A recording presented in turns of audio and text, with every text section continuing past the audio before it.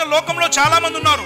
వీళ్ళందరూ ఏం చెప్తున్నారంటే మాకు దేవుడు తెలుసు, నాకు డొనాల్డ్ ట్రంప్ తెలుసు అంటాను.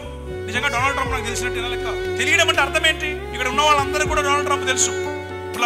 ప్రభు అన్న తెలుసు అది కాదు. ఏంటో తెలుసా? తెలియడము అనంటే ఆయనతో సంబంధం కలిగి ఉండడం. తెలియడం అంటే ఆయనతో అన్యోన్యత కలిగి ఉండడం.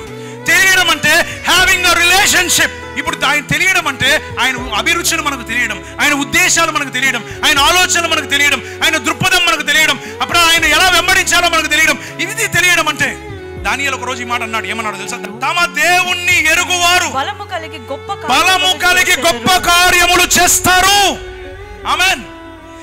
ఆయనను దేవుడుగా గల ప్రజలు ధన్యులు. అంటే దేవుణ్ణి ఎరిగిన ప్రజలు అని అంటే దేవుని మనసు ఎరిగిన ప్రజలు. దేవుణ్ణి ఎరిగిన ప్రజలు అంటే ఆయన ఉద్దేశాన్ని ఎరిగిన ప్రజలు. దేవుణ్ణి ఎరిగిన ప్రజలు అంటే ఆయన సంకల్పాన్ని యావత్తూ తెలుసుకున్న ప్రజలు. నాకు దేవుడు తెలుసు, నాకు దేవుడు తెలుసు అంటే కుదరదు. దేవుని సత్యమంతా మనకు తెలియాలి. బైబిల్ గ్రంథం ఆది కాండము నుంచి ప్రకటన గ్రంథం వరకు పరలోకానికి వెళ్ళడానికి దేవుని వాక్యం దిక్సూచిగా ఉంది కనుక ప్రతిదీ మనకు